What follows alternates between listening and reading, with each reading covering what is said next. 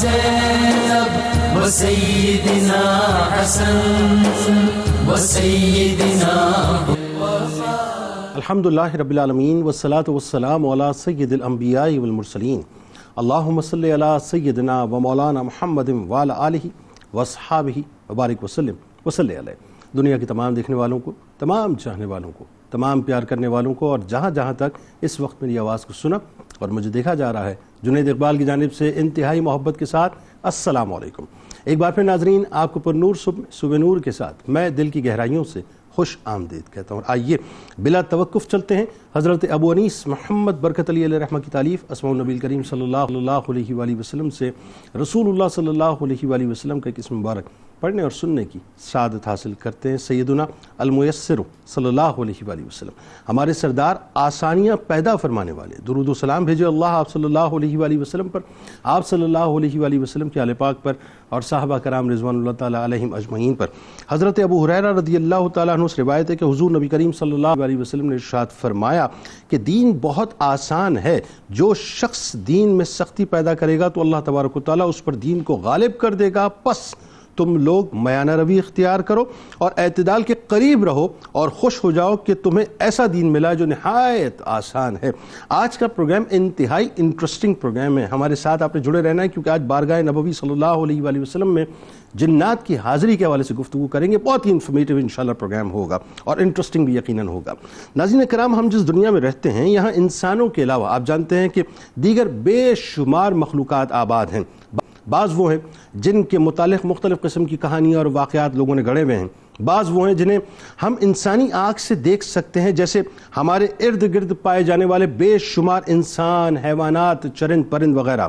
بعض وہ ہیں جنہیں ہم انسانی آنکھ سے تو نہیں دیکھ سکتے، ہاں البتہ اسے محسوس ضرور کر سکتے ہیں، مثلا ہوا ہے، خوشبو ہے، بدبو وغیرہ ہے۔ اور بعض وہ ہیں جنہیں مختلف آلات کے ذریعے ہی دیکھا جا سکتا ہے، کیونکہ انہیں بغیر کسی آلات کے دیکھنا انسانی آنکھ کے بس کا کام نہیں ہے، جیسے ہمارے گرد و نواح میں پائے جانے والے انگنت جراثیم، ہمارے خون میں پائے جانے والا ہیموگلوبن، وائٹ سیلز، جسم میں پائی جانے والی مختلف قسم کی بیماریاں، کیلشیم، پروٹین، وائٹامنز کی کتنی مقدار ہے موجود ہے یا کتنی کمی ہے، یہ سب وہ چیزیں ہیں جن سے انکار نہیں کیا جا سکتا۔ یہاں تک تو بات آپ کو سمجھ آ گئی ہوگی۔ اس طرح ناظرین، بالکل اسی طرح سے ایک مخلوق ایسی بھی ہے جسے اس کی اصلی حالت میں ہم اپنی آنکھ سے تو نہیں دیکھ سکتے، ہاں البتہ اس کے وجود سے انکار بھی قطعاً نہیں کر سکتے۔ جنات کی حقیقت کو یہ ذہن میں رکھیے کہ تمام مذاہب مانتے ہیں، جبکہ قرآن پاک میں سورہ جن کے نام سے پوری ایک سورت اللہ تبارک و تعالیٰ نے اتاری، اور جنات کے وجود کا انکار یہ ذہن میں رکھیے گا کہ قرآن پاک کی آیات کا انکار ہے، کیونکہ اللہ پاک جنات کی تخلیق کے حوالے سے واضح طور پر فرماتا ہے، اور قرآن سے آواز آتی ہے کہ وَمَا خَلَقْتُ الْجِنَّ وَالْإِنسَ إِلَّا لِيَعْبُدُونَ، اور میں نے جن اور آدمی اتنے ہی اس لیے بنائے کہ میری بندگی کریں۔ ناظرین کرام، ذہن میں رہے یہ بات کہ اس کائنات میں جس طرح انسانوں کا وجود ہے اسی طرح جنوں کا بھی وجود ہے، اور یہ بھی اللہ تبارک و تعالیٰ کی مخلوق ہیں، یہ آنکھ سے پیدا کیے گئے ہیں، اور ان میں بعض کو یہ طاقت دی گئی ہے کہ جو شکل چاہیں وہ شکل اختیار کر لیں۔ ان کی عمریں بھی یہ ذہن میں رکھیے گا کہ بہت طویل ہوا کرتی ہے، صاحب بہت طویل ہوا کرتی ہے۔ یہ سب انسان کی طرح ذی عقل اور ارواح و اجسام والے بھی ہوا کرتے ہیں، یہ کھاتے بھی ہیں، پیتے بھی ہیں، جیتے بھی ہیں اور مرتے بھی ہیں۔ انسانوں کی طرح جنات بھی احکام یعنی احکام شریعت کے مکلف ہیں، بعض ان میں مومن اور نیک ہیں، بعض کافر اور نافرمان ہیں۔ ان میں جو سرکش ہیں وہ شیاطین کے معاون و مددگار ہیں، اور انسانوں کو گمراہ کرنے میں ابلیس کا ساتھ دیتے ہیں، یعنی یہ مختلف کیٹیگریز ان میں موجود ہیں۔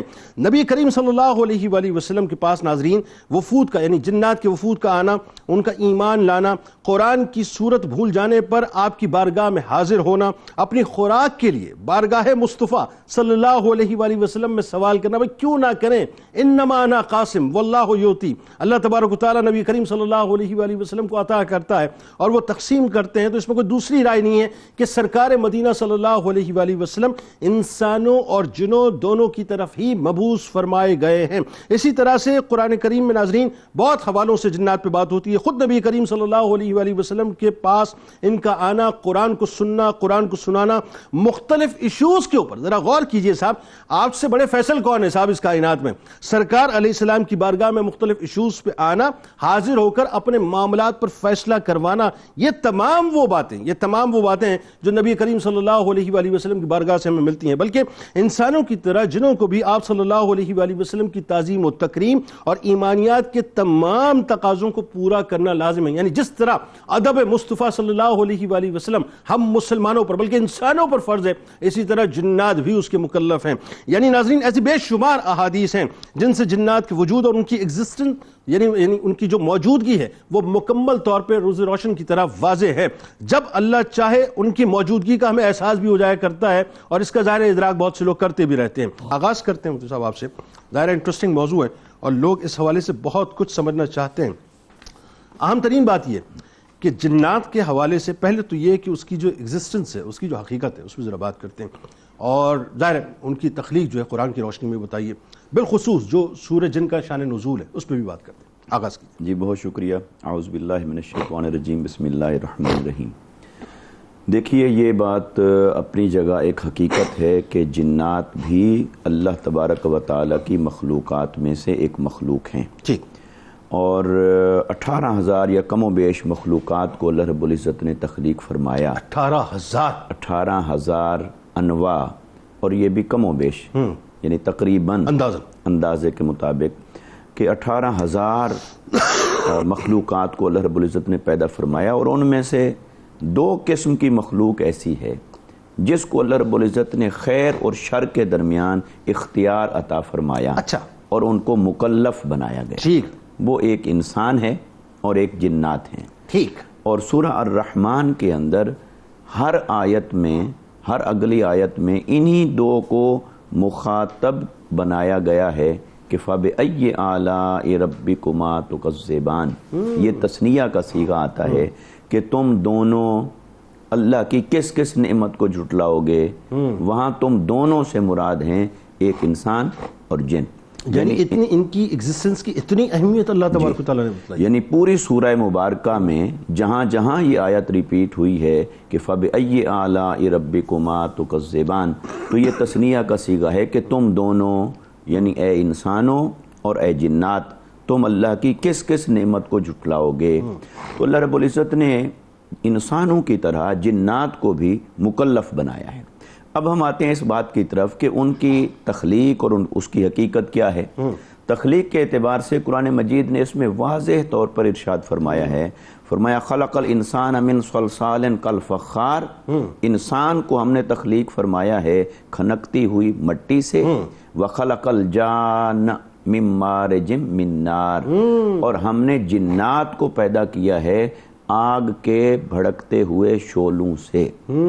اب یہاں پر یہ بات سمجھنے والی ہے کہ ہمارے ذہنوں میں اور ہماری آنکھ کے مشاہدہ میں تو یہ آگ ہے جو ہم دیکھتے ہیں کبھی لکڑی سے جلائی، اور اب تو خیر الیکٹرانک ڈیوائسز بھی آ گئے، تو آگ کا ایک تصور ہمارے ذہنوں میں ہے، ہم اسی کو آگ سمجھتے ہیں۔ لیکن اللہ رب العزت نے یہاں آگ کا لفظ تو استعمال فرمایا کہ جنات کو آگ سے پیدا فرمایا ہے۔ اس میں مفسرین نے فرمایا کہ اس کو یوں سمجھا جائے جیسے انسان کے بارے میں اللہ رب العزت نے فرمایا کہ میں نے اسے مٹی سے پیدا فرمایا، تو ہر انسان تو مٹی سے نہیں بنا ہوا، گویا کہ ابو البشر حضرت آدم علیہ السلام، ان کے پیکر جسدی کو، ان کے جسد خاکی کو اللہ رب العزت نے مٹی سے تخلیق فرمایا، اور یہ اس کی تخلیق کی شاہکاری ہے کہ مٹی سے آگ پانی ہوا سے ملا کر جو شاہکار بنایا، دیکھیں تو گوشت بھی ہے، ہڈیاں بھی ہیں، خون بھی ہے، تو پھر وہ مٹی سے آگے کیا چیز سامنے آئی، اس کی کیا ساخت سامنے آئی، یہ تو اللہ تبارک و تعالیٰ کی شان کاریگری ہے۔ یعنی اس کا اوریجن مٹی، ہاں اوریجن، تو جیسے ابو البشر کا اوریجن مٹی ہے، اور مٹی کے ساتھ دیگر اجزائے ترکیبی بھی ہیں، ان کا بھی ذکر آیا، تو ان کو ملا کر جب انسان کو بنایا تو اس کی جو کمپلیٹ فارم ہمارے سامنے آتی ہے تو اس میں گوشت بھی ہے، ہڈیاں بھی ہیں، خون بھی ہے. لہٰذا اللہ رب العزت کی کاریگری کس پروسیجر سے گزری، کن مراحل سے گزری، اور آگ سے، اصلاً آگ سے پہلے جن کو اللہ رب العزت نے بنایا، اور وہ جیسے یہ ابو البشر ہیں آدم علیہ السلام، تو وہ ابو الجن ہوا، ابو الجنات ہوا. تو پھر اللہ تبارک اس کا اوریجن آگ ہوا. ہاں، تو جیسے انسان پھر آگے ان کا توالد ہے، تناسل ہے، ان کی نسل آگے چلتی ہے مرد اور عورت کے ملاپ سے اور نطفہ سے، تو ایسے ہی جنات کی بھی ذریت ہوئی، اولاد ہوئی، شادی بیاہ، اور ان کی آگے نسل چلتی ہے. تو گویا کہ اللہ رب العزت نے جنات کو اصلاً آگ سے پیدا فرمایا اور آگے ان کی نسل چلتی ہے. اب اصلاً آگ سے پیدا فرمایا، لیکن ایسے وہ حصی طور پر اس طرح کی آگ نہیں ہے جس طرح کی آگ ہماری آنکھ دیکھتی ہے. یعنی ہم کسی وجود کو آگ میں بھڑکتا ہوا اپنے سامنے نہیں پائیں گے. ہاں، نہیں پائیں گے، کیونکہ یہ جو آگ ہے یہ حصی نوعیت کی ہے. وہ اللہ رب العزت کی شان تخلیق ہے کہ آگ سے اس نے انہیں پیدا فرمایا. اچھا، یہ بات قرآن مجید میں جب صراحت کے ساتھ آ گئی تو اس کا تو انکار کفر ہے. جنات کا انکار بھی کفر ہے، اور ان کی اصلاً تخلیق آگ سے ہے یہ بھی ماننا ضروری ہے. اس کا انکار کرنا بھی کفر ہو جائے گا. اب اللہ رب العزت نے ان دونوں کو پھر مکلف فرمایا تو یہ سورہ جن کی شان نزول کی طرف آ جاتے ہیں. تو آقا علیہ الصلوۃ والسلام کی بارگاہ میں جنات حاضر ہوتے تھے، اور اس سورہ مبارکہ میں اس کی آیت نمبر 11 کے اندر یہ بات درج ہے. ان کا ایک قول اللہ رب العزت نے نقل فرمایا وَأَنَّا مِنَّا الصَّالِحُونَ وَمِنَّا دُونَ ذَلِكَ كُنَّا طَرَائِقَ قِدَدًا، کہ ہم میں سے نیک بھی ہیں اور بد بھی ہیں اور مختلف طریقوں پر چل رہے تھے. تو اس کا مطلب ہے جیسے مسلمانوں میں سرکش اور باغی بھی ہیں اور نیک اور متقی بھی ہیں، کافر اور مومن بھی ہیں، مشرک اور کافر بھی ہیں، تو ایسے جنات میں بھی اسی طرح کے طبقات موجود ہیں، نیک اور بد بھی ہیں، کافر اور مشرک بھی ہیں، اور وہ مختلف طریقوں پر چل رہے تھے. اس کا شان نزول کیسے ہوا اس سورہ؟ تا آنکہ آقا علیہ الصلوۃ والسلام کی تشریف آوری ہو گئی، اور آقا علیہ السلام کی تشریف آوری ہوئی تو یہ سورہ جن، اس کا زمانہ نزول کم و بیش سورہ یاسین کے قریب کا ہے. اور آقا علیہ السلام کے اظہار نبوت کے بعد پہلے 10 سال جب گزرے تھے تو کم و بیش یہ اس کا زمانہ نزول ہے. تو آقا علیہ الصلوۃ والسلام عکاظ، جو عربوں کا ایک معروف میلہ تھا، اس میں آپ تشریف فرماتے اور صحابہ کرام کو نماز پڑھا رہے تھے. بعض میں فجر کا وقت بھی آیا، بعض میں ظہر کا وقت بھی آیا.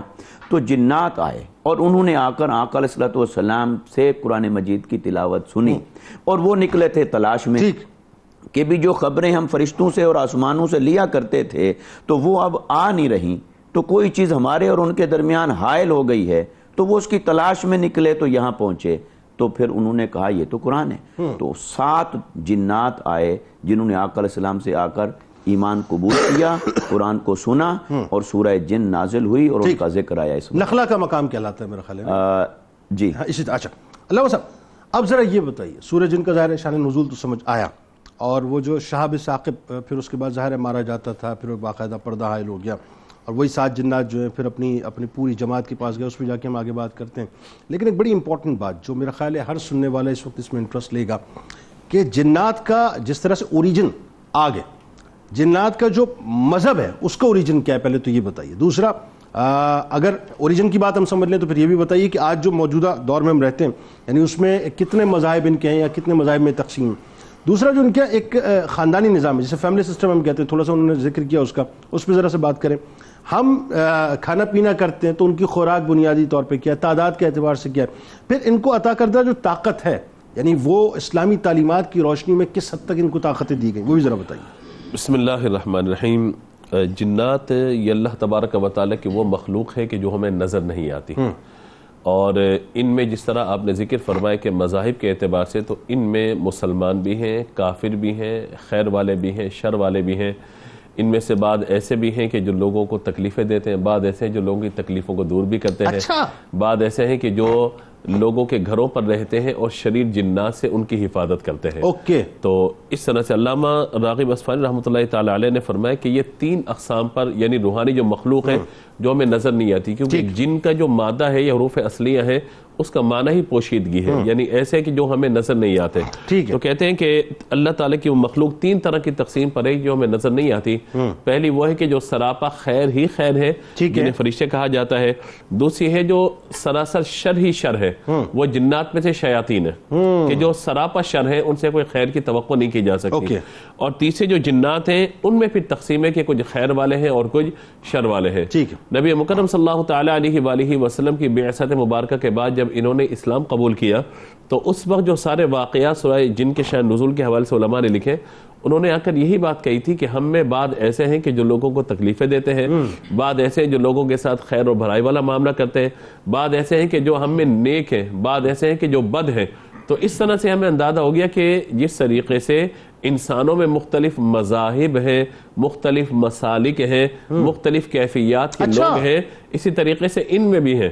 تو آپ یہ کہیے کہ بھئی کوئی جن جو ہے وہ ہندو بھی ہوگا تو کوئی جن مسلمان بھی ہوگا، کوئی جن جو ہے وہ غیر مسلم ہے تو کوئی مسلمان بھی ہے، کوئی جن جو ہے وہ خوش عقیدہ ہے تو کوئی بد عقیدہ بھی ہوگا. میرے لیے بڑی انٹرسٹنگ بات ہے کہ مسالک کی جنگ وہاں بھی ہے، جنات میں مسالک کی جنگ موجود ہے، کیونکہ اللہ کی مخلوق وہ بھی ہے تو یہ بھی مخلوق ہے.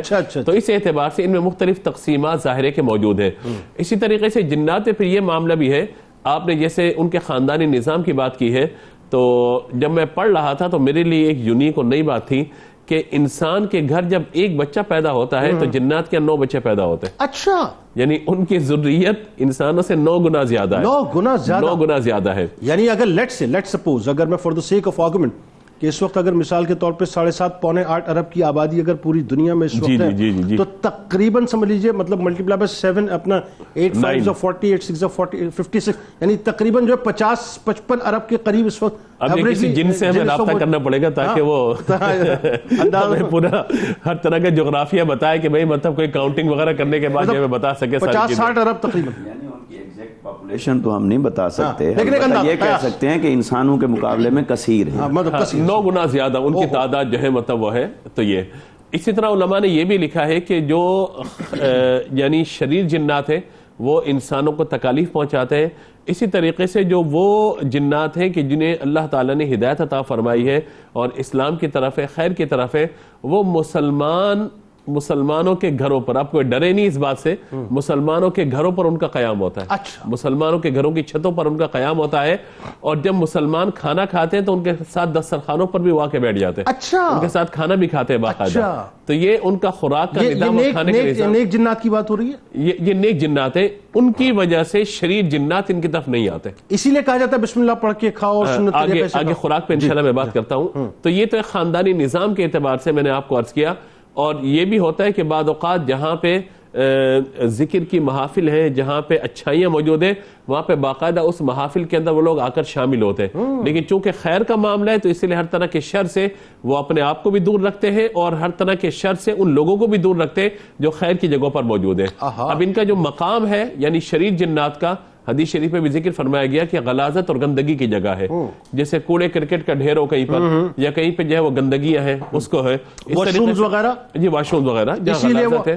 اللہم انی اعوذ بک من الخبث والخبائث، تلقین فرمائے نا حضور نے کہ جب وہاں پہ جاؤ تو اللہم انی اعوذ بک من الخبث والخبائث، یعنی ان خبیث چیزوں سے اللہ تبارک و تعالی کی پناہ طلب کرو. تو یہ اسی طریقے سے مختلف درخت ہوتے ہیں جن پہ ان لوگوں کا قیام ہوتا ہے، مختلف درخت کی شاخیں جن پہ لوگ موجود ہوتے ہیں، لیکن چونکہ ہمیں نظر نہیں آ رہے ہوتے. اسی طرح سے بعض جنات وہ بھی ہیں کہ جو لوگوں کو ہدایت کے راستے پر، یعنی اگر وہ راستہ بھول جائیں انہیں راستہ دکھانے پر مامور ہے. یہ اللہ کی مخلوق ہے، یعنی نیویگیٹ بھی کرتے ہیں. اور بعض ایسے جن کا ذکر قرآن میں لفظ عفریت کے طور پر آیا کہ وہ ایسے ہیں کہ جو انسانی شکل میں آ کے انسان کو سیدھے راستے سے بھٹکا دیتے ہیں. یعنی سفر میں بندہ جا رہا ہو، بندہ کہے کہ بھئی یہ راستہ کہاں جا رہا ہے، وہ کہ جناب آپ یوں نہ جائیں آپ یوں جائیں. تو ان کا کام ہی چونکہ شر ہے. میں کہہ نہیں سکتا لیکن وہ راستے میں عموماً ایسا ہوتا ہے کہ راستہ آپ نے پوچھ لیا اسے غلط راستہ بتا دیا. جی ایسے ہی ہے. تو جس طریقے سے ڈائریکشن درست ہو رہی ہوتی تو وہ پھر موو کر دیتے ہیں اس کو. اسی طریقے سے جنات کے اعتبار سے یہ بات ہے کہ یہ قدیم مخلوق ہے، یعنی انسان بعد میں مارد وجود میں آیا، اللہ نے جنات کو پہلے وجود عطا فرمایا. اسی لیے زمین پر جو سب سے پہلی آبادی تھی وہ جنات کی تھی. انہوں نے شر پھیلایا، بہت ساری چیزیں کی. طاقت کے اعتبار سے طاقت کے اعتبار سے آپ یہ دیکھیے کہ ان کی طاقت کا اندازہ لگائیے کہ حضرت سلیمان علیہ السلام کا واقعہ پورا قرآن پاک میں موجود ہے. بالکل ٹھیک ہے. طاقت اتنی ہے کہ جب وہ عفریت نے یہ بات کہی تھی کہ آپ یہاں موجود ہیں، میں آپ کے یہاں سے اٹھنے سے پہلے ملکہ بلقیس کا تخت لے کر آپ کے پاس آ جاؤں گا. آپ نے فرمایا مجھے اس سے بھی قبل چاہیے. تو آصف بن برقیہ نے کیا کہا تھا کہ آپ جب پلک جھپکیں گے اس سے قبل تخت حاضر ہوگا، تو تخت آپ کے سامنے موجود تھا. تو یہ خیر والا معاملہ تھا، تو اس لیے آپ نے کہا ھذا من فضل ربی. تو لہٰذا یہ سارے کا سارا معاملہ یہ ہے کہ ان کا خاندانی نظام قد بھی بہت طویل تھا، جو طویل اور تو جنات تو ظاہر ہے کہ اچھا آخر میں سے خوراک کے بارے میں بڑی انٹرسٹنگ بات. خوراک کے بارے میں نبی پاک علیہ الصلوۃ والسلام کی خدمت میں جب یہ آئے تھے، انہوں نے اسلام قبول کیا، تو نبی پاک علیہ الصلوۃ والسلام نے ان سے ان کی خوراک کے بارے میں پوچھا تھا. تو انہوں نے کہا تھا کہ جو ہڈیاں ہیں وہ ہماری خوراک ہے، اور جو مینگنی ہے وہ ہماری خوراک ہے. حضور نے فرمایا صحابہ کرام علیہم رضوان سے کہ تم بسم اللہ پڑھ کر ہڈی رکھو. یہ جس ہڈی کے پاس جائیں گے انہیں خالی ہڈی نہیں ملے گی بلکہ گوشت ملے گا. ایک بات اور علماء نے یہاں پہ لکھا ہے کہ جو بسم اللہ پڑھ کر ہڈی رکھے گا وہ ہڈی مسلمان جن کی خوراک ہوگی. لہٰذا اس کو ذہن میں رکھنا چاہیے کہ ہڈی وغیرہ رکھیں تو بسم اللہ چھوڑ دینا، اور اس میں ذرا سا گوشت بھی لگا ہوا. اچھا گوشت میں تبدیل ہو جاتی ہے، یہ ہڈی گوشت میں تبدیل ہو جاتی ہے. اچھا اب اس میں ایک اور بڑی انٹرسٹنگ بات ہے، وہ یہ کہ نبی کریم صلی اللہ علیہ وآلہ وسلم، ظاہر ہے چونکہ سرکار علیہ السلام جو انسانوں اور جنات دونوں ہی کی طرف مبعوث کیے گئے، پوری کائنات کی طرف ظاہر، تو جنات کی وادی میں سرکار علیہ السلام تشریف لے گئے تھے. وہ بڑا انٹرسٹنگ واقعہ ہے، اور جنات کو خاص طور پہ دعوت اسلام دی تھی سرکار مدینہ صلی اللہ علیہ وسلم نے. میں چاہتا ہوں ذرا اس پہ بھی تھوڑی سی گفتگو کیجیے. اعوذ باللہ من الشیطان الرجیم، بسم اللہ الرحمن الرحیم. بہت شکریہ جنید بھائی آپ کا. جنات ایک بہت ہی انٹرسٹنگ ٹاپک ہے، اور جب ہم اسلامی عقائد پڑھتے ہیں تو اس میں جنات کو باقاعدہ ایک ٹاپک کے اعتبار سے بنیادی عقائد کے طور پر سمجھایا جاتا ہے. اور اس کی اہمیت آپ نے بھی بتائی اور مفتیان کرام نے بھی بتائی کہ قرآن کی کثیر آیات سے ان کا وجود حسی ثابت ہے. اگر کوئی ان کے وجود حسی کا انکار کرتا ہے تو ایسا ہی ہے کہ قرآن کی آیات کا انکار کر رہا ہے. تو یہ آج کل کی نوجوان نسل جو بہت کافر تو بہت سارے ہیں جو کہتے ہیں یہ دقیانوسی باتیں ہیں، لیکن بہت سارے مسلمان بھی انہی کے نقش قدم پر چلتے ہوئے کہتے ہیں یہ کیا چیز ہے، یہ ہم ان میں بلیو نہیں کرتے، یہ بہت غلط چیز ہے. یہ تو قرآن کے واضح آیات ہیں جس سے یہ ثابت ہوتا ہے. عمر کا جہاں تک اور تعداد کا جہاں تک تعلق ہے، جیسے ابھی ذکر ہوا، تو 9 گنا زیادہ تو تب ہو جب ان کی عمریں اور انسانوں کی عمریں برابر ہوں. ان کی عمریں تو انسانوں کے مقابلے میں 8-10 گنا زیادہ ہوتی ہیں. تو اس اعتبار سے ان کی تعداد کتنی کثیر ہوگی اس کا اندازہ اس بات سے لگایا جا سکتا ہے. جو آقا علیہ الصلوۃ والسلام کا جنات کی وادی میں جا کر انہیں تبلیغ کرنے کا واقعہ ہے، تو دیکھیں دونوں طرح کے واقعات ملتے ہیں. جنات خود حضور علیہ الصلوۃ والسلام کی بارگاہ میں آ کر شرف حاصل کیا کرتے تھے، اور جب ان کی عظمت اللہ تبارک و تعالیٰ انہیں مزید شرف عطا فرمانا چاہتا تو آقا علیہ الصلوۃ والسلام خود جنات کے پاس جا کر انہیں تبلیغ فرمایا کرتے تھے. تو یہ تبلیغ کا واقعہ ہے.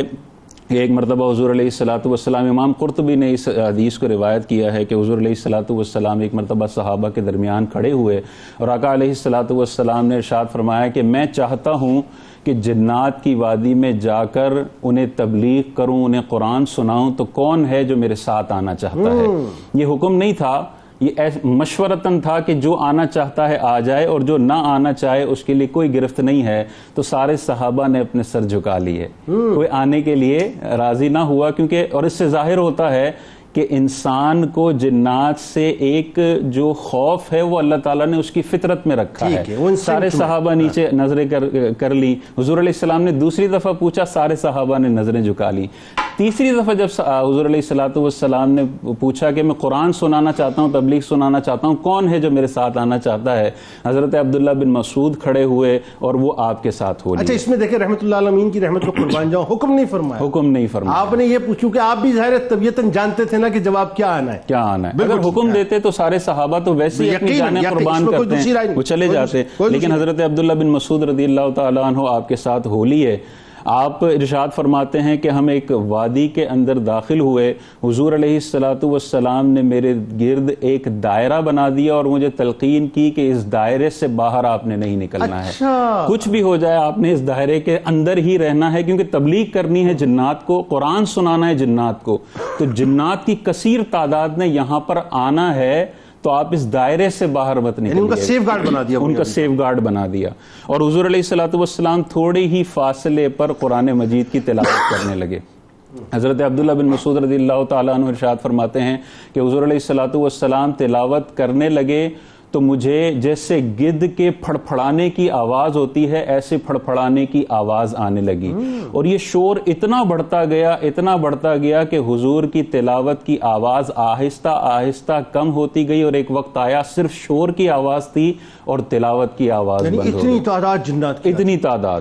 اس کے بعد آپ ارشاد فرماتے ہیں کہ حضور کو میں دیکھ رہا تھا، تھوڑے ہی فاصلے پر تھے، اور اچانک درمیان میں ایک سیاہی مائل کالی چیز حائل ہونے لگی، اور وہ اتنی بڑھ گئی کہ پھر حضور کا دیدار بھی ہونا بند ہو گیا۔ یعنی آقا کی آواز جو سہارا تھی کہ کچھ نہیں ہوگا وہ بھی بند ہو گئی، اور حضور کا دیدار وہ بھی بند ہو گیا۔ اب شور ہے، اور یہ یقینی بات ہے کہ اس وادی میں آقا اور میرے علاوہ اور کوئی انسان نہیں ہے، اور اتنا شور ہو رہا ہے۔ یعنی منظرنامہ یہ ہو گیا کہ آپ اس دائرے کے اندر ہیں جو سرکار علیہ السلام نے کھینچا ہے، اکیلے تنہا، اور سرکار علیہ السلام اب نظر نہیں آ رہے، نہ آواز آ رہی ہے، اور دوسری جانب میں سرکار علیہ السلام جنات کے ساتھ موجود ہیں، جنات کے ساتھ موجود ہیں۔ کیا خوف کا عالم ہوگا، ہمارے جیسا کوئی ہو تو ہارٹ فیل ہو جائے، اتنا شور ہے، اور وہ جنات کا شور ہے۔ اور ہاں، تو حضور علیہ السلام پھر جو ہے وہ آپ ارشاد فرماتے ہیں کہ پھر فجر کا وقت ہوا، اور وہ جو سیاہی تھی وہ آہستہ آہستہ چھٹنا شروع ہوئی، جیسے کالے بادل چھٹتے ہیں اور سورج آ جاتا ہے۔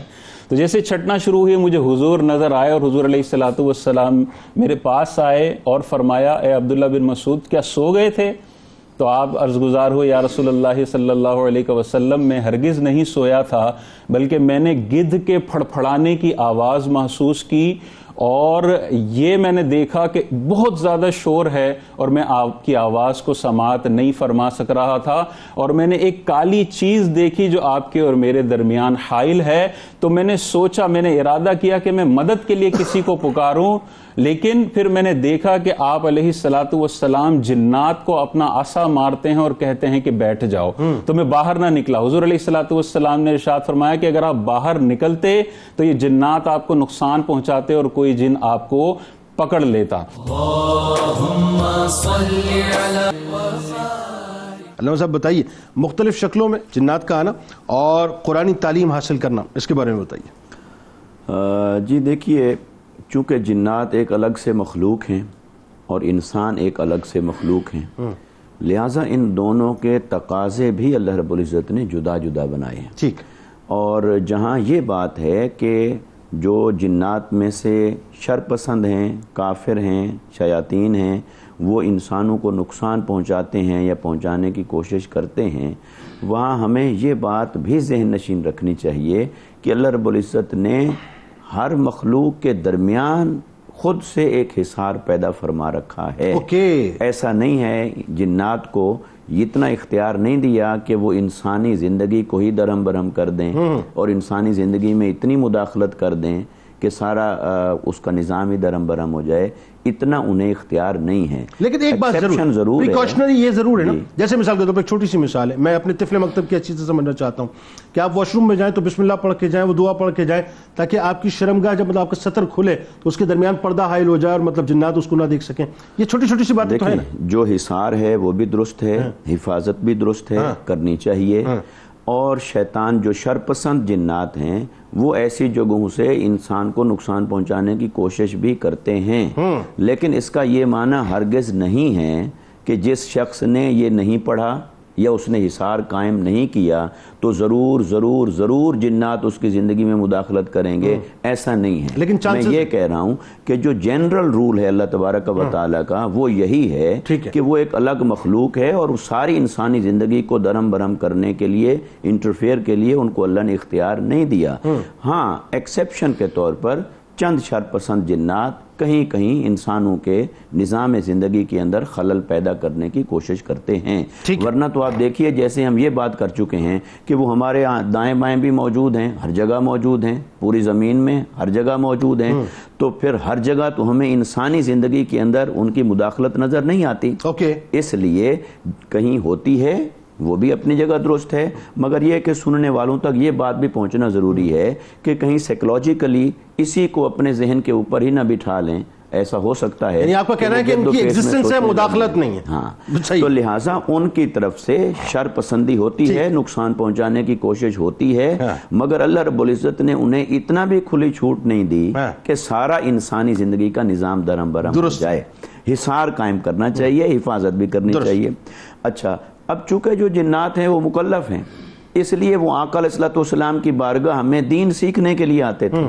تو لہٰذا جو مسلمان جنات ہیں انہوں نے جب دین سیکھا تو وہی دین سیکھا جو آقا علیہ السلام نے انسانوں کو عطا فرمایا, ان کے لیے کوئی الگ نہیں تھا.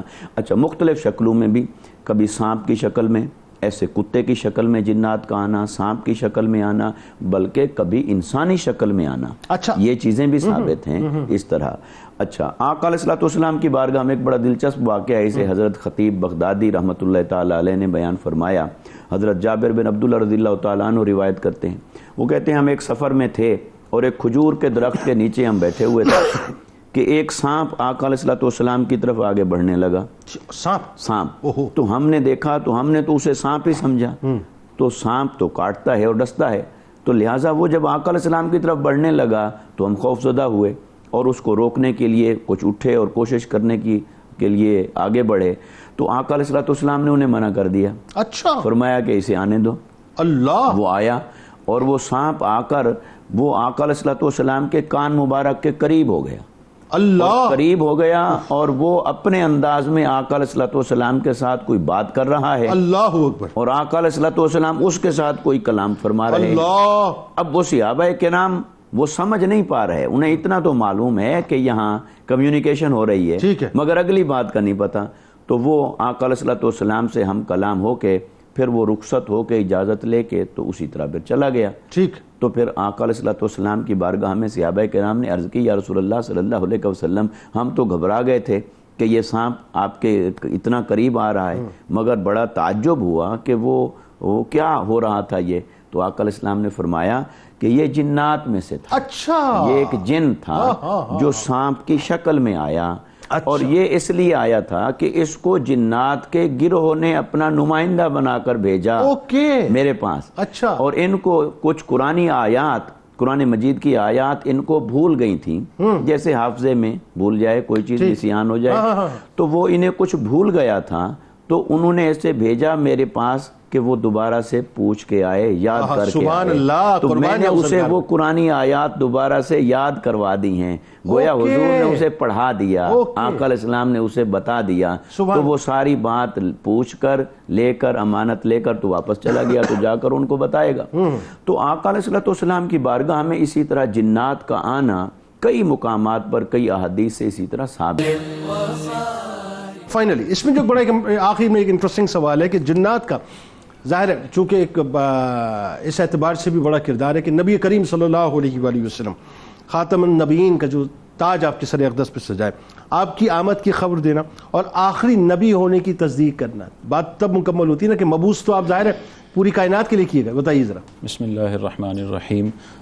پچھلا جو واقعہ تھا حضرت عبداللہ بن مسعود کا, اس میں بس ایک بات رہ گئی تھی جو بڑی انٹرسٹنگ ہے جنات کے حوالے سے, کہ جب شور شرابہ ہو رہا تھا تو عبداللہ بن مسعود نے حضور علیہ السلام کو بتایا, تو آقا علیہ السلام نے ارشاد فرمایا یہ شور اس لیے کر رہے تھے کہ ان کا ایک قتل کا مسئلہ تھا اور یہ مجھ سے اس کا فیصلہ کروانا چاہ رہے تھے. تو اس سے پتہ چلتا ہے کہ جس طرح انسانوں میں قاتل مقتول ہوتا ہے, جنات میں بھی قاتل مقتول ہوتا ہے. جیسے انسانوں میں جج اور فیصلے اور اس طرح کے معاملات ہوتے ہیں, جنات میں بھی یہ فیصلے کے معاملات ہوتے ہیں. جہاں تک ان سے حفاظت کا معاملہ ہے, ایک بخاری شریف کی حدیث پاک ہے جو بڑی خوبصورت ہے اس حوالے سے, کہ آقا علیہ السلام نے ارشاد فرمایا خمر الآنیتا, کہ پانی کے برتنوں کو بند کرو, وَأَوْقُ الْأَسْقِيَةَ, اور مشکیزوں کو باندھ لو, وَأَجِيفُ الْأَبْوَابِ, اور اپنے دروازوں کو بند کر لو, وَقْفِتُوا صِبْيَانَكُمْ عِنْدَ الْعِشَاءِ, اور شام کے وقت اپنے بچوں کو اپنے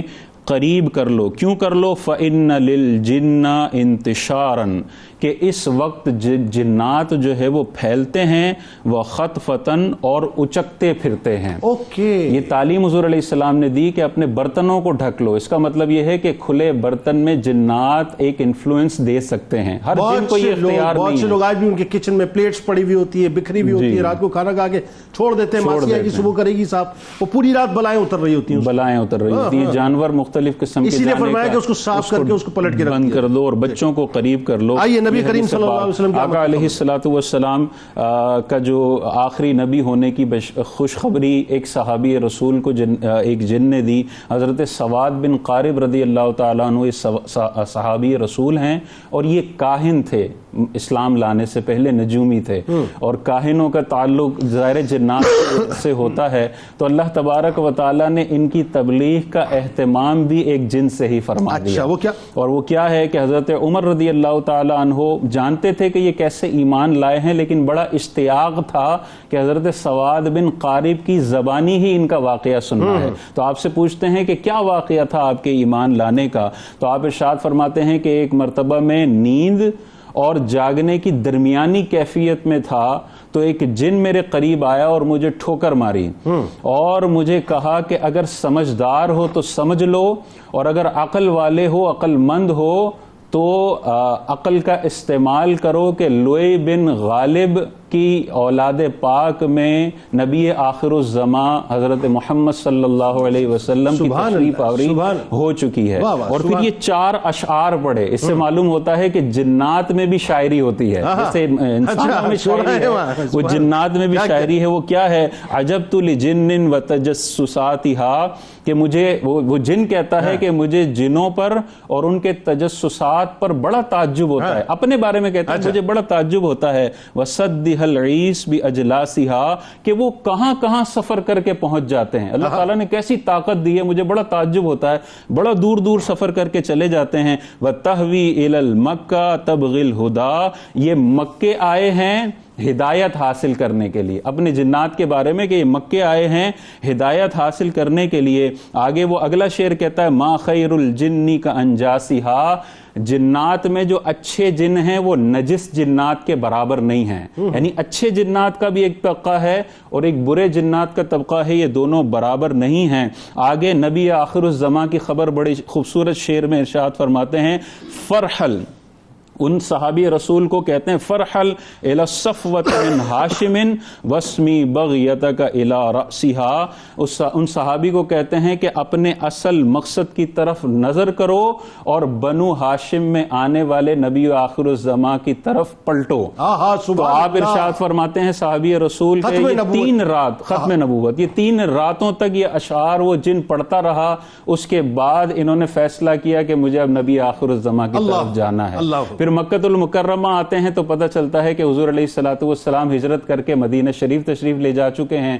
وہ مدینہ شریف لے جاتے ہیں، حضور کی بارگاہ میں پہنچتے ہیں. صحابہ اور حضور علیہ السلام آپ کے ایمان لانے پر بہت زیادہ خوش ہوتے ہیں، کیونکہ جب نجومی اور یہ جو کاہن ہوتے ہیں ان کے ارد گرد بہت سارے لوگ ہوتے ہیں. ایک نجومی کا، ایک مشہور کاہن کا ایمان لانا بہت سارے لوگوں کے ایمان کا سبب بن سکتا ہے. تو یہ پورا ایک واقعہ ہے جو حضرت سواد بن قارب. بہت شکریہ، آپ تینوں تشریف لائے. کتاب الشفا جنات سے حفاظت کا عمل آپ کو بتلاتے ہیں کہ فرمان رسول صلی اللہ علیہ وآلہ وسلم، جو شخص روزانہ اول و آخر درود پاک کے ساتھ ایک بار آیت الکرسی، ایک بار سورہ فلق اور ایک بار سورہ ناس پڑھ کر اپنے اوپر دم کر لے، وہ جنات کے ہر قسم کے نقصانات سے محفوظ رہتا ہے. حضرت علی کرم اللہ وجہ الکریم کا کمال قول مبارک ہے کہ وہ خاموشی جس سے وقار حاصل ہو اس گفتگو سے اچھی ہے. بہت لوگوں کی زبان چلتی ہے، پھر ریپیٹ کیے دیتا ہوں کہ وہ خاموشی جس سے وقار حاصل ہو اس گفتگو سے اچھی ہے جس سے آر لاحق ہو جائے.